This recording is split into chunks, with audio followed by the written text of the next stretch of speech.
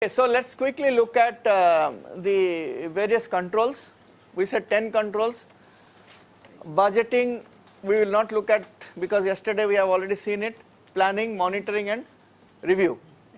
So budgeting, of course, budgetary control, it's not only making the budget but implementation and monitoring of the budget and even the reviewing, annual review, monitoring quarterly and or monthly. See, accounting records is something that let's look at. Up to date accounting records have to be kept, right? Up to date means daily, and this is where also many organizations they fail, they do not make entries every day. So this is a very, very important control, that if you enter the books on a daily basis, even if there are mistakes, that could be rectified later on.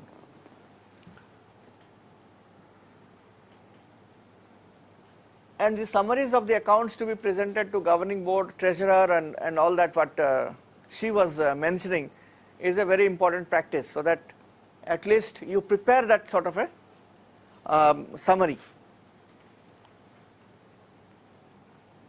Of course, audit is very important.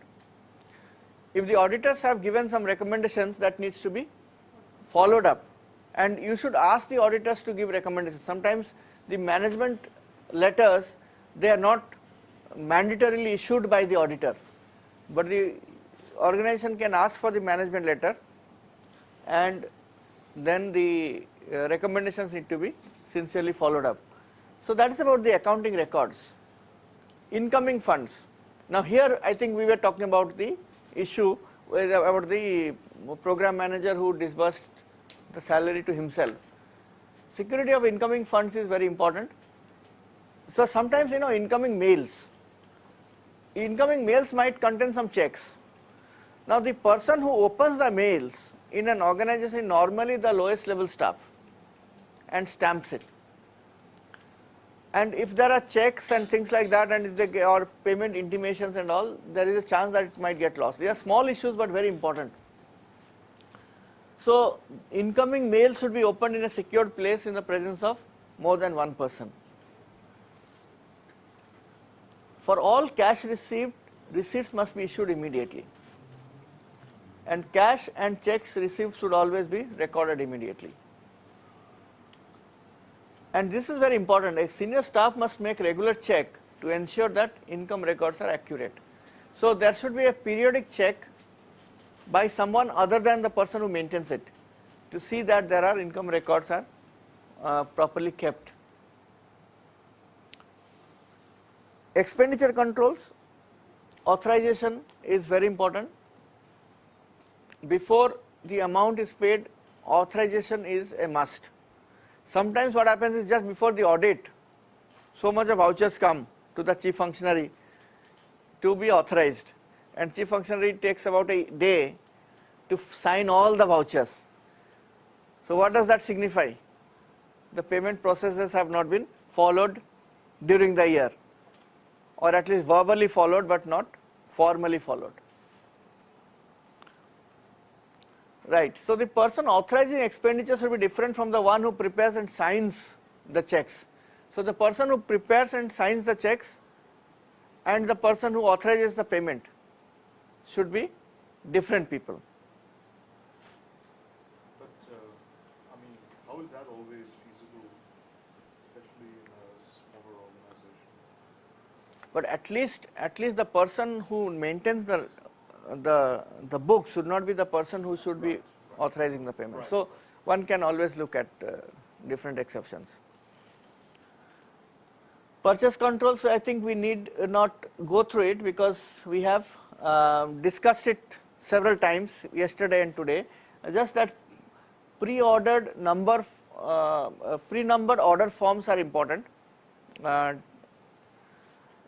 So if you have large number of purchases to be made, or regularly if you are doing purchases, orders for more than a specified amount should be done by a formal process of 3 quotations, and invoice should be matched against the original order, whether what was ordered and what we have received. Quality and quantity of goods received must be checked and entered in the stock register. This also we have discussed today in the case study. Bank accounts. Bank accounts should be in the name of the organization. Here I think we have in many workshops we have long discussions about transfer of funds to field. When we transfer funds to the field, sometimes it is transferred to the bank account of the staff, right. So that is a practice that needs to be stopped. Funds should not, program funds should not hit any staff's personal bank account. The arrangement for signatories should be clearly decided based on practical requirement. This we have also seen about double signature and all that. If finance officer is involved in preparation of checks, he should not be a signatory.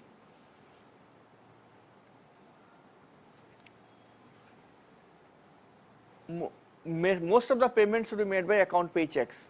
I think this is very important that we should use the banking channel more and more.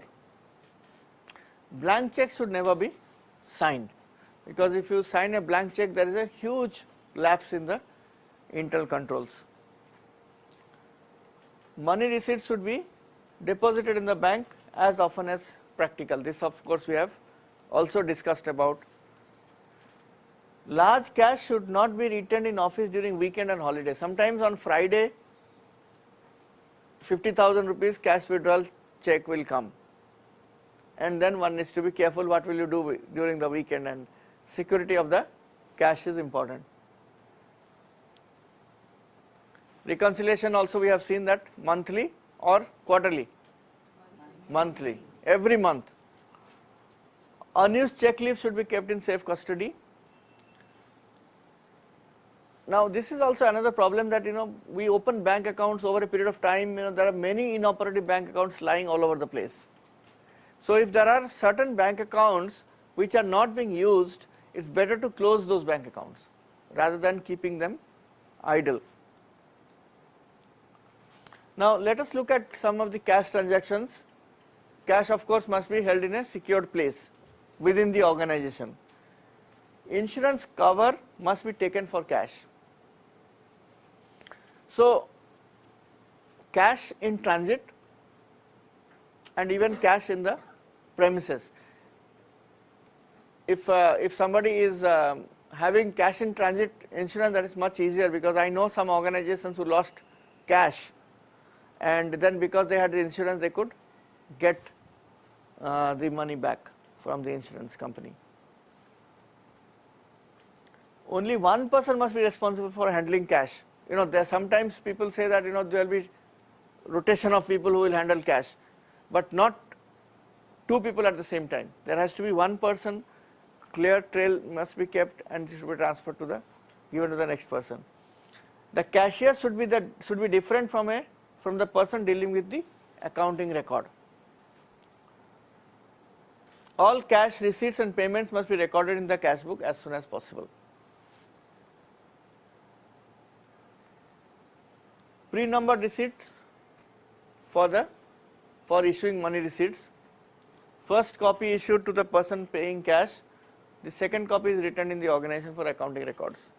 And it should not be perforated, it should be carbon copies. Because perforation, what is the problem? You can write one thing on this and another amount on the counterfoil.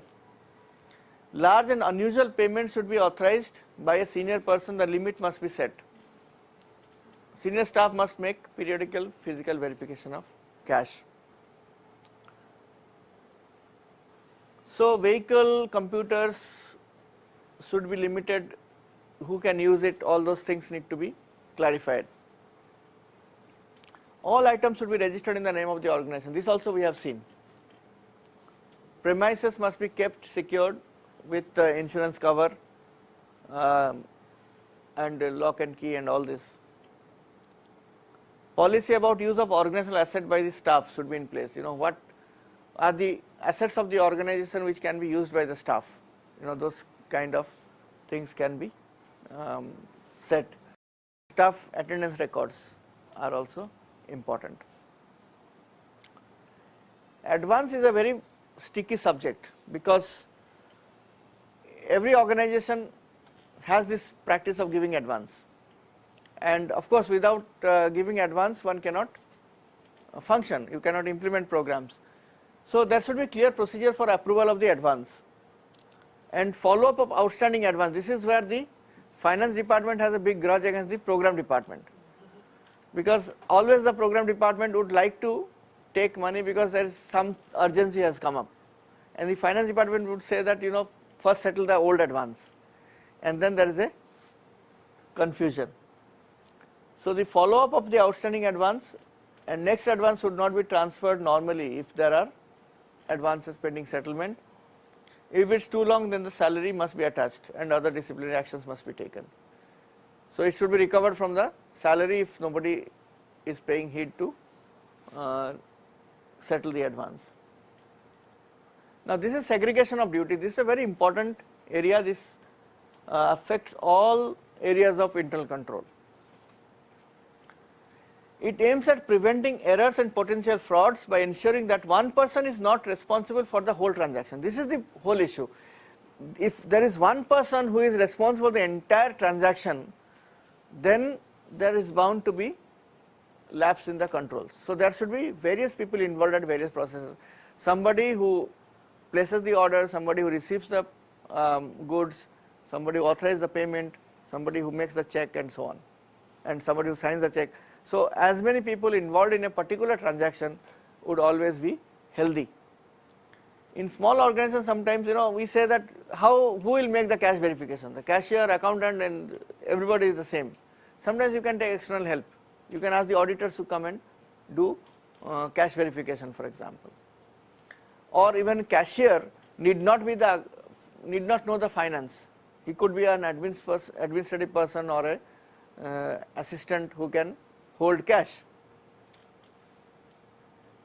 So these are then small organizations should not be taken as an excuse for not having internal controls. You can be creative about it. This is something I always say that whenever we do workshops, this is what we come across, that people say that we are a small organization, we don't have many people, how we'll be able to install this kind of controls.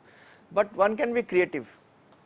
Basically the issue is that there should be more than one person involved in the entire transaction. So this is about the controls.